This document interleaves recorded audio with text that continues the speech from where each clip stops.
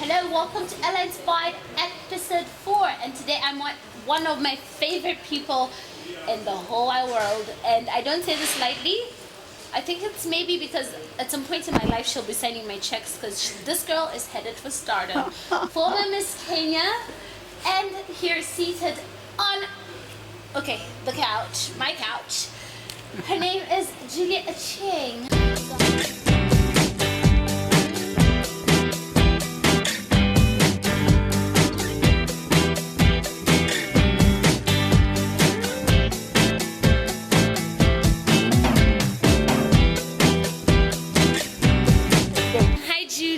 Hi. How are you doing?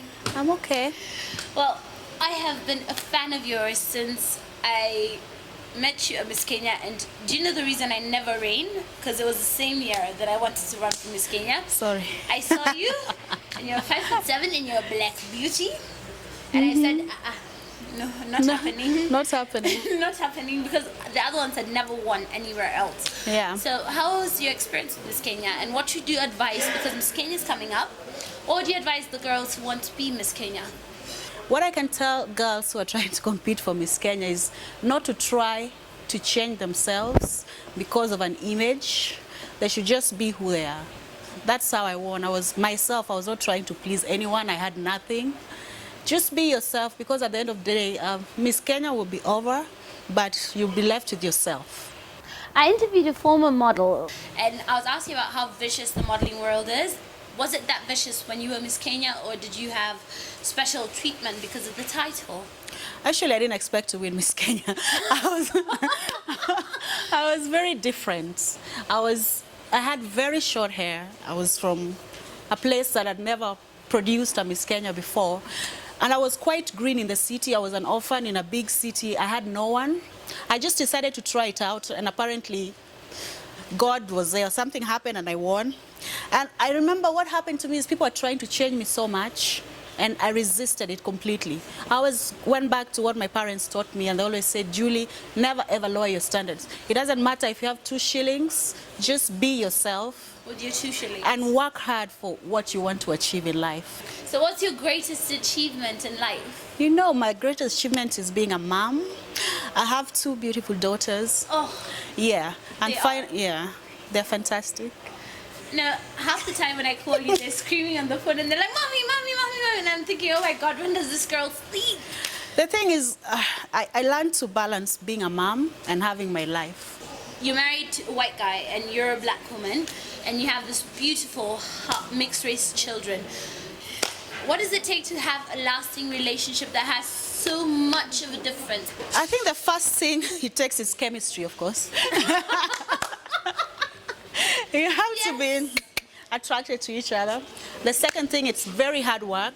It's perseverance, because no relationship is easy. It's working on what you have and trying to better yourselves. Because if you expect the other person to do everything, or you are the one who wants to please him or her all the time, it will never work.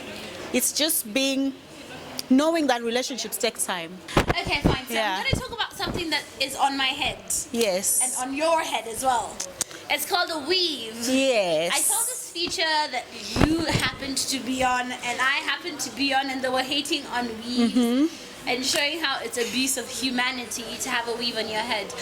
Any comments that might actually suit the situation? Because I think it is so stupid, we shouldn't be talking about it, but there's so many people that still see us or look at me, and that's what's on their mind. So say something for me. Speak. I don't care what you think. I do things to please me, not to please you. So keep your opinions to yourself. And if you have to say something, come on. Who cares? I live my life for me. By the way, I sued them, because you don't get into my personal life for nothing. I sued them, they apologized in the show, so that's the end of the story. As far as bullying goes, there's been something else that you've been bullied about. Exactly. Your weight. Because you came from being... This is something I absolutely never knew. You told me this personally as a friend, that you've never been anything below a size 10. No. Even when you were Miss Kenya. No. But when you actually had 2 kids and your weight came around and you gained some curves, how does that make you feel when you're bullied about it? And how do you feel? The thing is, it doesn't matter if you've had kids or not. If your body changes, it changes. I'm not going to take pills or starve or do what to please certain people to be in a society where if you're too thin, you're sick. If you have weight, you're fat. I mean, come on. I'm sure I'm more fit and more healthy than most women who throw up after eating or things like that. Anorexics. I'm so comfortable in my body. I got married in this body. I didn't try to lose weight to fit that day that people want to. The funniest thing is, someone actually mentioned this while I was planning for this interview, that apparently a stereotype that exists is that white men only like skinny black women. That's bullshit. Yes. That's so wrong. If they, then mine is lying. No.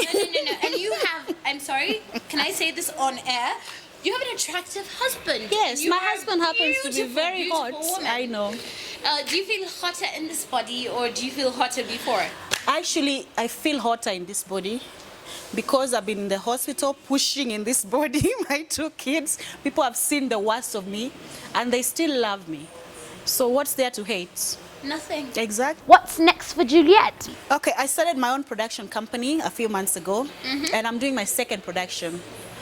I can't talk about it, but it's a series that is very exciting, very different, because I want to change the face of Kenyan television. This is television. I've had that talent. My dad was a writer. So I just decided, you know what, I always want to do this. I'm not satisfied with everything I see on our TV, so why not try and make a change? I have a video that I just shot with Emma Sharia. I haven't released it yet. It's my 4th video.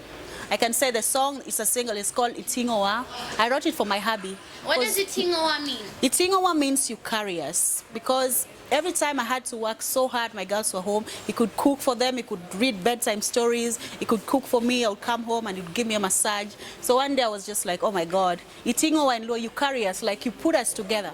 If he wasn't there, I don't know what would happen to us. Well, check out her new video. It's called Itingowa. This has been Ellainspired. This is a beautiful, beautiful, beautiful Julie. And at the end of the show, we always do something ridiculous. So I'm going to ask her to sing just one line before the selfie at the end of the show. So just sing a couple of lines for us, please.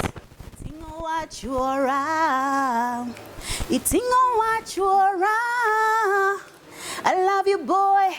I love you, honey, baby. You are my sweet, sweet baby boy. Tumekuwa pamoja. It has been Ellainspired. Very lovely spending time with you. Love you, leave you.